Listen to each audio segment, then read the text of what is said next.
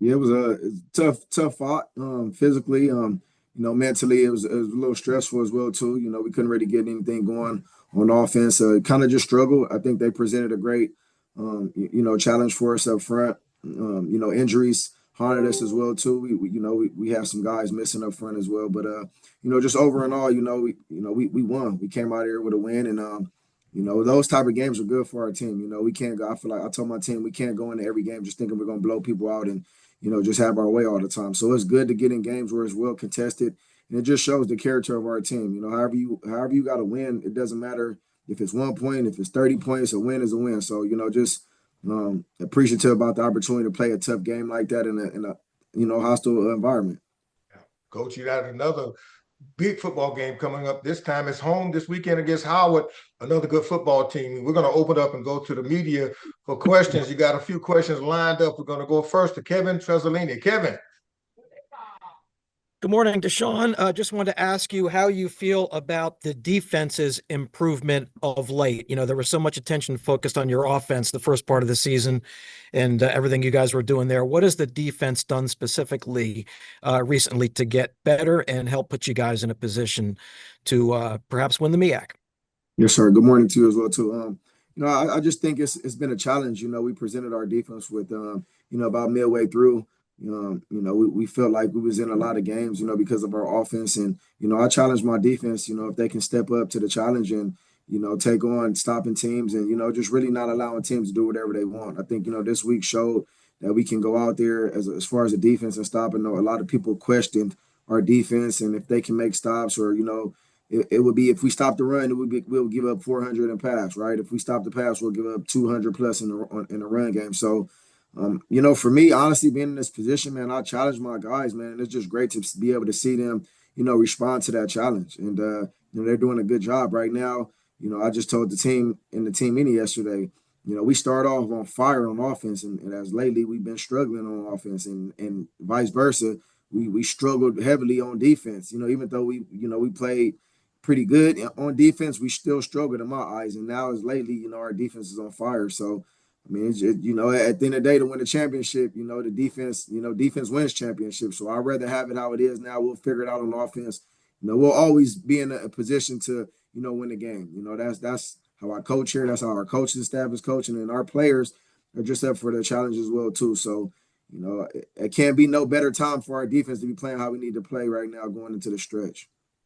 Thanks, Coach. Appreciate it. Yes, sir. All right. James Hill. Hey, Coach, I hope you and everyone on campus are well. How's it going, sir? I'm good, James, man. Good. Good morning yourself. Yes, sir. Talk a little bit about going forward, your latest opportunity. You'll see Howard, some of the keys that you look forward to, and just a great opportunity for another time to try to win one at home. Yeah, like I expressed in the past previous weeks, man, we feel like every game is going to be tough. We understand that. I think people are not really understanding. Delaware State struggled in the MEAC over the past years, right? So a lot of these schools, already have our number. They're not looking at our record saying, oh, this team. Obviously, there's some respect there, but if we just gonna go off the past history, a lot of these teams had a lot of success versus us. So we're going into games where, yeah, we're new, but these teams been the bully to us, right? So with the new era and the new challenges we face, right? I'm asking my guys to rise to the occasion. Let's be different. Let's not continue to be the guys that's getting beat up, right? So we're rose, and it's great because a lot of these teams that have been playing each other, they've been playing. Like I just heard, Trey Oliver say he's been, playing, Coach Berry for the past however many years, right? They're familiar with each other. A lot of these schools that we're playing with our new coaching staff and myself, we're not really familiar with them. We don't know. In the back of my head, I don't know exactly what they love to do, right? We're getting into the midst of things where we have to find out things on the fly. But at the end of the day, man, it's another opportunity. It's going to be a tough game, right? Howard's going to be, they're going to be the big brothers, the bullies, right? Because they've been beating Delaware State for the past few years. So every game's going to be tough, right? We have to put our foot down to say, you know what, enough is enough. We're not going to continuously be in bully, right? So as you see now, we're stepping up to the challenge. We're competing, and, guys are having success. Thank you, Coach. Appreciate what you're doing with that program, and have a blessed week. Yes, sir. Thank you. Okay, Coach Wayne Cartwright has a question for you. Hey, Coach Jackson. Good to talk to you again this week, and congrats on another win. Yes, sir. Thank you, Wayne. So what I just wanted to just ask you this week is, these last 2 weeks, the last two teams that you played, they've loaded up to stop the run. Mm-hmm. And that's required you guys to be a little bit more multiple in your offense, to be able to find different ways to get your playmakers the ball. So as you head into this game against Howard, how important is the transition of your quarterback Caden Bennett in the passing game? How important is it for him to be able to drive that passing game a bit as coaches and teams start to adjust even more to that run game? Yeah, I mean, you as a head coach, in a man in a position where you have to make a lot of decisions, right? You try not to make excuses, right? You try not to say, oh, these guys are not playing. We have an unhealthy line, right? Our mentality is always a next man up mentality, right? But the moral of the story is, we're not healthy up front right now, right? We had a guy, one of our senior starters, that was suspended for a punch he threw in the Norfolk game, and it was in the second quarter. I mean, in the second half, and the MEAC made a decision to suspend him for the whole game, right? Usually he's only suspended for the first quarter, for the first half, and we're able to use him. Our left tackle Elijah Payne is out on an ankle injury, so.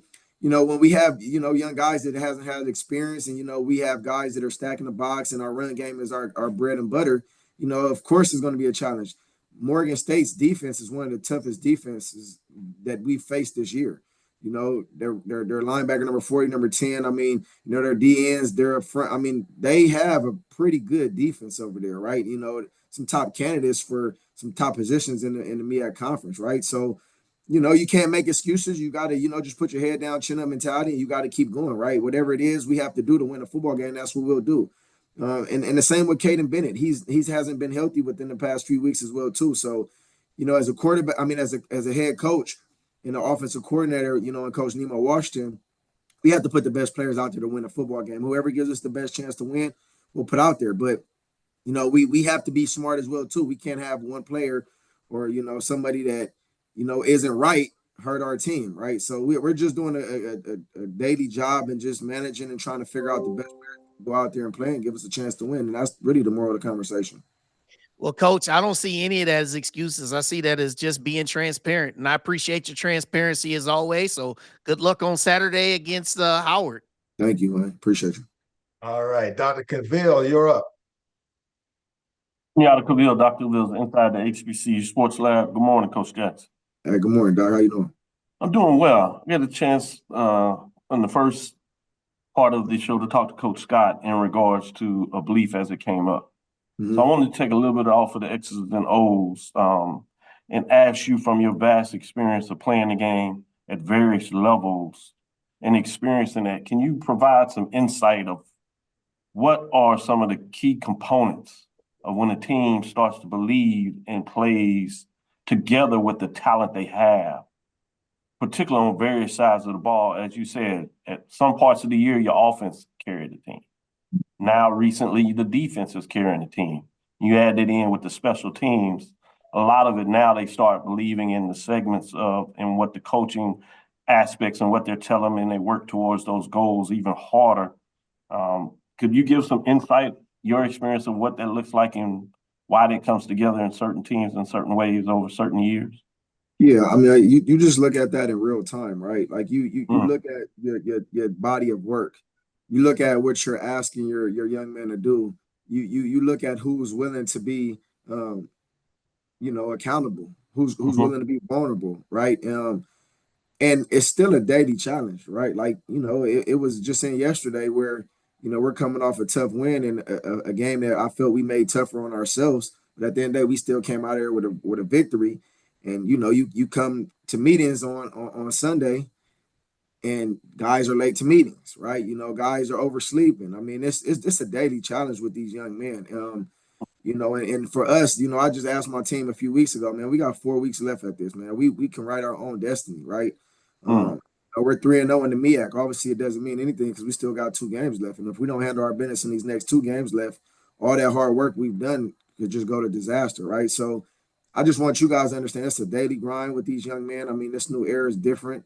You know, I think I heard Coach Scott say it. I mean, you know, some of these guys are in a click instance, you know, they want the success. You know, they want to go on Instagram and post, oh, we're 3-0 or we're 7-3, but it's like we got to get back to the daily basics of what made us 7-3, what made us 3-0, you know, and in my life and the coaches that I respect, you have to have a short-term memory in this game, man, because if you don't, right, you'll be blinded by the lights and you'll get misconstrued because this is a game of longevity, of consistency, right? How I was able to make it 15 years in the NFL, you know, I wasn't the biggest, you know, I didn't have all the glitz and glamorous, you know, people believing in me, right? You know, I had to be consistent day in and day out. And this is the same thing I'm preaching to my team, man. We get an opportunity to do something special, man.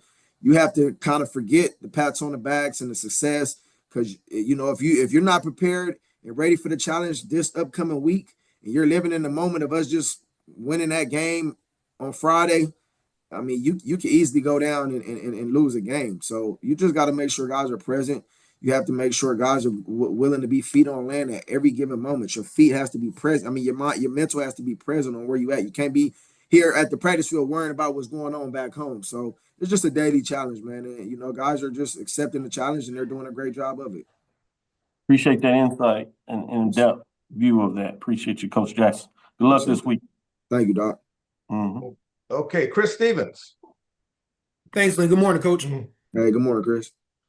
Obviously, you just mentioned it that you don't want your guys to get the big heads. I mean, this is obviously the first time Delaware State's had a winning season in, you know, a decade or more. Just how important is it, you know, for these guys to kind of block that out? Because I know you're getting a lot of, you know, love for, you know, lifting this program up, but just how important has it been for you as a the coaching staff to get these guys to see, okay, as you said, you still got 2 games left before the ultimate goal. Just do you think about what you've been able to do with this program so far? Has it just been, you know, the next day forward, just one day at a time? I think in all hindsight, man, you know, the reality is it's a small percentage of guys on this team that have success in their college careers. Like, if we're going to be honest here, it may be 10 or 15%. It may be even less than that, right? So, you know, you're transitioning over to where, you know, you have young men that's been losers. You know, that's the moral of the conversation, right? You know, I have seniors on my team that's been here 4 or 5 years that haven't had a winning season. The most wins they had in the season was 2 to 3 games, right? So you're programming and you know, you're having these guys, you know, go through the unnormal. It's not normal for them, you know. So when we're talking about success, when we're talking about the daily grind, when we're talking about asking them to do things that they're not used to being doing, you know, some of these guys are falling in love with that because the feeling of winning it's like a drug. It's an addiction, right? So, I mean, you know, I hate to use that analogy, but I mean, it's a real, you know, thing that these young men are witnessing right now. And I think the beauty of it all is, you know, you're seeing these guys cherish these moments. And some of these guys, like I have my quarterback in my office crying to me because he's like, man, this might be it for me. Like, you know, like I have a promising career. And, you know, I've seen guys that had more success and threw more touchdowns. And, you know, these guys haven't made it. You know, and some of these guys are coming to realization that this may be their last bit of football, man. So as a coach, you just try to make sure that they're present in this time because, man, this time may not come again in your life.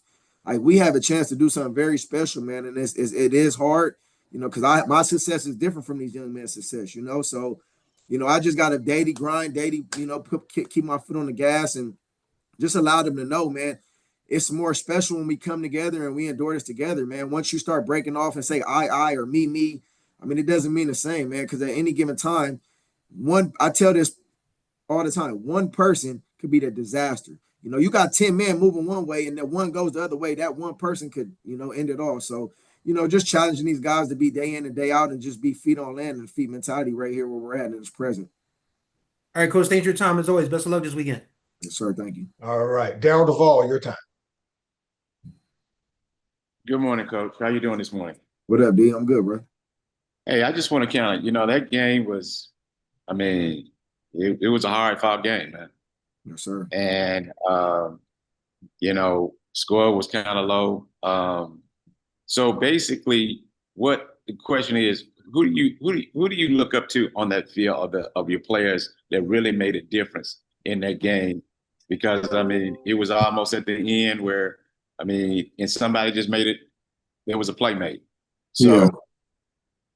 So Honestly, I would love to say one in particular person, but I think the defense alone, man, throughout that game, they made it tough on that young man Hunt. You know, he's a baller, man. I don't think, you know, I ain't gonna say he doesn't get the credit, but you know, this year I think he had 4 freshman all awards from the MEAC conference, right? So, you know, dude's about 6'6", 6'5", can run. I mean, he's the most dual threat quarterback I feel like we faced all year. He can run and he had a strong arm. So I think the pressure they put on him is crazy because he DM'd me after the game and said, "Hey, coach, man, that was a hell of a game, man. Y'all showed me some looks I never seen before." And I think it just, you know, to his contest is like, man, it's gonna make me get better and it's gonna make me own up to what I need to do to take the next steps in his career. But I mean, if we go back and look at that game, man, it was some questionable, and we can say on both sides, there was some questionable calls towards the end.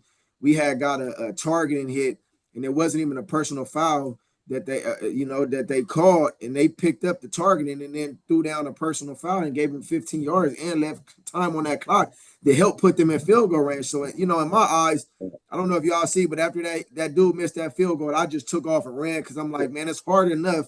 And you got some of these calls that's being called. It to me is just mind bothering how you make some of those calls at that time being. But you know, at the end of the day, I feel like they almost, you know, it is what it is. I'm gonna say how I said. I feel like they almost handed them the game. But you know, at times, man, God's on whose side. I feel like who's it's meant to be for. And this year has been one of those years, man. God's been on our side. well, good luck. I think that game really, hey, you found some people who really wanted to take it, who you can really trust from that game. I hope, you know. Hey, yeah, you know it, man. You gotta. I love to be in contested battles though, man, because you know, in championship ball, you're gonna have to play, you're gonna have to go through that. You're gonna have to fight adversity. And you know, when you fight adversity, that really shows your team. Like, I would rather go through it now than I say we went through all year. And then, you know, if God makes us, you know, be in that celebration ball and we got a tough game and we never been in that situation. So, you know, on the road to victory, you got to go through some tough battles, man. That's just a contest right there. All right. Well, good luck this weekend. Look forward to seeing y'all again, man. Yes, sir. Thank you. This question comes from Dwayne Nash. Good morning, Coach. How you doing? I'm doing good, yourself. I'm doing all right. You just laid out a list of injuries that your team has accrued throughout the year. Is this a byproduct of the schedule that you guys have faced throughout the entire year, or is this just football? And what's your message to your team as it pertains to fighting through these injuries as you prepare to face a team that has, in your words, bullied your program before you got there? I mean, let's just call it what we call it. I mean, you know, you said we don't got nothing else but a running game. So, you know, I just think in all reality, we play football here. However it works, I mean, injuries are what they are, right? If we don't have a healthy offensive line that we haven't had all season, are we gonna make an excuse for us not to be able to run the ball? We still got to go win a football game. And last time I checked, we 7-3 and 3-0 in conference. So we're not gonna get too caught up in, you know, what we can do and what we a one trick pony. At the end of the day, it works for us, and we're going to continue to do it. Hey, if you believe that you can stop us, right? And you know, however we got to win, we're going to win. All right. Coach, Okay. I don't want you to think that those are my words, that you guys are only a run team. I mean, you said it. I know I said it. I'm just relaying messages that fans say to me. Don't run from it now. You said what you said, so I'm gonna just continue to prove you wrong. I'm gonna continue to prove you wrong. All right. All right. Thanks, Coach. Good luck this week. Next question comes from Andre Lamar. Andre. Good morning, Coach. Hey, what's going on? Good. Coach, you've been here just under a year, and the cultural impact that you've been having in Delaware is just obviously undeniable. The fact that you've been here almost a year now, when you look off the field, when you look at Delaware, how would you describe Delaware? What do you like about Delaware? And what do you think could be improved about the state of Delaware? Oh, man, well, Delaware, man, honestly, it's crazy because, you know, I was here one time before when I was playing for the Eagles, and I came down to the air base, the military base. And, you know, I ain't going to say I didn't know it existed because I knew it was a state in the first state, but I wasn't really familiar with Delaware. When I heard Delaware State, I was like, man, where is Delaware State? So, I mean, it's you know, when I've been here, man, and my time being here, man, it's been nothing but open arms. getting love from the mayor, the governor. It's been nothing but positivity and support. I think they haven't had this type of success in a while, so a lot of people are gravitating it. Not to say I'm a Philadelphia legend for the Eagles, and a lot of these guys grew up Eagles fans, so it just makes it a lot easier. It's always level of improvements and room for improvements, but just the support from the state, man, and everybody here has been nothing but open arms, man. It's been a great time. But Coach, is there one thing, if you could be governor right now for a day, what's something you would like to change about Delaware? Andre, we're going to have to limit that question, okay? Because we're running out of time. Brandon, thanks for that question, though. Brandon King is up next. Brandon? All right. Good morning, Coach. How you doing? I'm good, Brandon. How you doing? Pretty good, pretty good. You mentioned in your opening statements about your ball club and the character that they've shown, particularly these past 2 weeks. The games, I'm assuming have been closer than you would like. As a head coach, and you kind of touched on it with the previous answer, do you almost want your team to go through some adversity so you can kind of see how they'll respond and what you've got and some things that you can implement so they'll know what to do when the going gets tough? 100%, man. I think it's great, for our program and, our ball club to have to go through adversity, right? We've been through adversity somewhat in the season, but it's been a while since we went through adversity. I think, the last adversity we faced was in the Monmouth game and, the Sacred Heart game before that. So, going on this stretch, we need adversity. It's going to help our team, on this final stretch to where we need to go to be successful. All right. Well, thank you for that insight, Coach, and good luck this week. Thank you, man. Appreciate it. No problem. Okay, Andy Walter. Hey, Coach. Hey, what's going on, Andy? Hey, I know being a head coach is kind of giving you a new perspective on things. What was it like watching that last minute drive by Morgan and then, the kick going up and realizing, the whole thing could get away from you there on one moment? Yeah, man, it was tough, man. It was a tough battle, man. I tip my hat out to Morgan State. They did a great job, man. They fought us tough, and at the end, that last minute, I just kept trying to be patient. I didn't show any moments of, not believing in my team to win a football game, right? We had an opportunity, that quarterback and that offense did a great job of putting themselves in field goal position. We missed a sack towards the end of that game, and we missed a interception and, helped them get in position to make that field goal. I'm just happy their kicker intentions was to make it, but obviously he didn't make it, and I'm just happy we got out here with a win. Thanks. Yes, sir. All right, Ray Rogers, you got the final question for Coach. Coach Jag was good, man. Congrats on a tough win. And I heard what you and Coach Scott said about this generation. I know you mentioned like them posts on Instagram, but you should know by now Brian Bates, that's my guy, and he's been emphasizing that they've been working since January. And I'm just saying, like, just hearing that passion and hearing how long you guys been putting in the work, I think they're getting it, man. I hope you agree with that sentiment. Yeah, no, for sure, 100%, man. I appreciate you acknowledging that.